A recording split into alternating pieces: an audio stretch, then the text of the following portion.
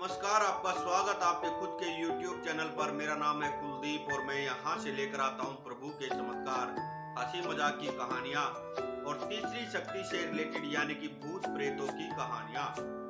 तो आज की कहानी है हरियाणा के रेवाड़ी से और ये कहानी है एक राजमिस्त्री की जिसका नाम था राकेश। राकेश जो है राजमिस्त्री का काम करता था, जो ये मकान वगैरह बनाते हैं इसका काम। और ये एक ठेकेदार के पास काम करता था काफी टाइम से, मतलब 2-3 साल इसको हो गए थे उसी ठेकेदार के पास। और अच्छा मैकेनिक था, अच्छा मिस्त्री था ये, मतलब राजमिस्त्री बहुत अच्छा था राकेश। लेकिन इतना ये होशियार भी नहीं था कि नक्शा वगैरह समझ के और काम कर ले। जैसे ठेकेदार बताता था उसी हिसाब से काम करता था, लेकिन काफी ईमानदार लड़का था राकेश जो है, काफी ईमानदार लड़का था। और एक बार जो इनका ठेकेदार है इसके पास एक कोई सेठ जी आते हैं और वो इसे एक, इनका फार्म हाउस है सेठ जी का, वहां पर एक कोठी बनानी है। उसका जो है ठेका ये इस ठेकेदार को देते हैं कि भाई वहां पर मेरे फार्म हाउस पर मेरी एक कोठी बनानी है, उसका काम जो है कितने टाइम में तू कर देगा, क्योंकि मुझे जल्दी से जल्दी काम करवाना है। और कितना पैसा वैसा, मतलब इनकी आपस में बात हुई तो ठेकेदार ने जो है फाइनल कर दिया कि हाँ ठीक है, हम आपकी जो है कोठी वहां पर बना देंगे। और पैसे वैसे की इनकी सब बातें हो गई हैं। लेकिन जो टाइम ठेकेदार ने उन सेठ जी को दिया था वो टाइम हो चुका था और सेठ जी बार बार ठेकेदार के पास फोन कर रहे थे।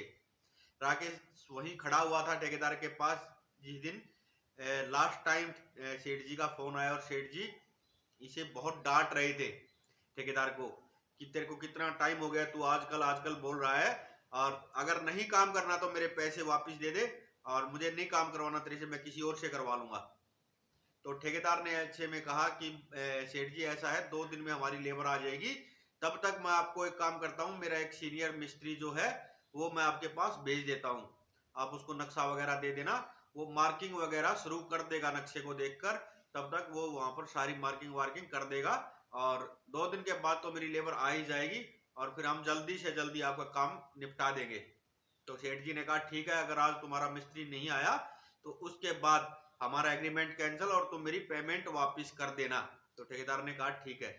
अब ठेकेदार ने राकेश को कहा कि राकेश, हमारी इज्जत तुम्हारे हाथ में है यार, नहीं तो कॉन्ट्रैक्ट चला जाएगा हाथ से, और तू प्लीज वहां चला जा, 2 दिन बाद हम सब वहां पर आ जाएंगे और काम जो है खत्म कर देंगे इनका। तो राकेश ने कहा देखो, मैं आपको पता भी है मैं इतना होशियार नहीं हूं कि मैं नक्शे वगैरह से जो मार्किंग वगैरह कर सकूं। तो ठेकेदार ने कहा अरे 2 दिन बस तेरे को वहां पे टाइम पास करना है, उनको ये लगे कि मिस्त्री जो है आ गया है, बाकी 2 दिन बाद तो हम लोग आ ही रहे हैं, काम हम अपने आप कर लेंगे। तो राकेश ने कहा ठीक है, अगर यही बात है तो, लेकिन 2 दिन का मतलब सिर्फ 2 दिन ही होने चाहिए। तो ठेकेदार ने कहा ठीक है। कुछ पैसे ठेकेदार ने राकेश को दिए और राकेश सेठ जी के घर पहुंच गया और सेठ जी इसे अपने फार्म हाउस पर लेकर चले गए, जो कि सेठ जी के घर से करीब 1 घंटे की दूरी पर था, 1 से 1.5 घंटे की दूरी पर था। और ये बिल्कुल एकदम बियाबान से रोड पर था, जहां पर आसपास बस 2-4 फार्म हाउस ही थे, बाकी वहां पर कोई रेजिडेंस नहीं था, कोई रिहाइश नहीं थी। तो जब गेट खोला गया, वहां पर ना कोई चौकीदार था, ना चपरासी था, ना कोई माली था, वहां पर अंदर 2-3 कमरे बने हुए थे।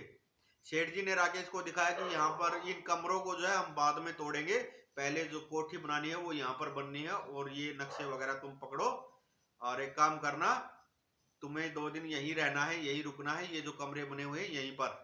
वहां पर बिजली पानी की सब व्यवस्था थी। और सेठ जी ने बताया कि कुछ आगे चल के जो है ढाबे वगैरह है, वहां से तुम अपना खाने वाने का इंतजाम कर लेना।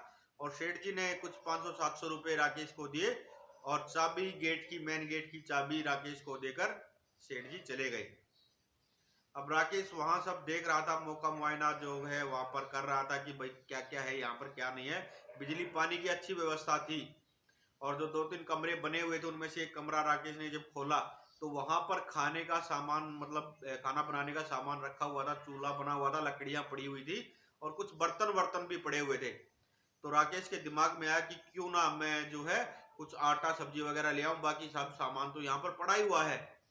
और भाई हम तो मजदूर आदमी हैं, दो दो पैसे बचाते हैं तभी काम चलता है, तभी हम घर पर ज्यादा पैसे भेज पाते हैं। तो राकेश ने जो है यही सोच किया और वो जहाँ पर सेठ जी ने बताया था वहां आगे सीधा रोड पर गया। देखा वहां पर ढाबे भी थे, चाय की दुकान भी थी और एक दो परचून की दुकान भी थी। तो राकेश ने वहां से जो है अपना आटा सब्जी वगैरह ली और वापिस आया। वापिस आने के बाद राकेश ने वहां पर खाना बनाया और उसके बाद राकेश ने सोचा कि बस अब खाना खाना है और सोना है, उसके बाद सुबह मैं इधर देखता हूँ कैसे क्या करना है। लेकिन खाना बनाने के बाद राकेश के दिमाग में आया कि मैं क्यों ना एक बार ये जो जगह है अच्छे से देख लेता हूँ, थोड़ा बहुत तो नक्शा मैं समझ ही सकता हूँ। इसने नक्शा हाथ में लिया और उधर घूमने लगा कि कहाँ पर कौन सा यहाँ पर हॉल बनना है, यहाँ पर ड्राइंग रूम बेडरूम, ऐसे मतलब वो अपने हिसाब से मतलब टाइम पास कर रहा था एक तरह से अपना। तभी इसको लगा कि इसके पीछे से कोई बहुत तेजी से भागते हुए निकला है। जब इसने पीछे घूम कर देखा तो कोई नहीं था। इसने सोचा कि मेरे मन का वहम था, शायद हवा चल रही है बहुत तेज, इसीलिए मुझे ऐसा लगा। फिर ये एक जगह पर बैठ गया और बैठकर अच्छे से उस जगह को देखने लग गया जहां पर कोठी बनी थी। तभी इसको लगा कि इसके पीछे से इसकी गर्दन पर कोई गरम गरम सांसें छोड़ रहा है बहुत तेज, मतलब इसके पीछे सट कर कोई जैसे खड़ा हुआ है। जैसे ही राकेश ने घूम कर देखा तो इसके पीछे एक महिला खड़ी थी जिसके काले कपड़े थे और आंखें बिल्कुल ऐसी थी जैसे खून टपक रहा हो आंखों से, और बहुत ही डरावना इसका चेहरा था। राकेश ने उसकी तरफ पलट के देखा। राकेश बहुत जबरदस्त डर चुका था और राकेश ने जैसे ही पूछा तुम कौन हो, उसने अचानक से राकेश की गर्दन एकदम से दबा ली और राकेश का जो है सांस अब उखड़ने लग गया था। और उसने राकेश को कहा कि तू कौन है, क्या करने आया है यहाँ पर, क्या तू यहाँ पर मकान बनाना चाहता है? तो राकेश ने कहा नहीं, मैं तो राजमिस्त्री हूँ और हमें इसका ठेका मिला है। तो उसने कहा कि ये मेरा घर है और यहाँ पर कोई घर नहीं बना सकता। और उसने राकेश की गर्दन को जो है दबाना शुरू कर दिया।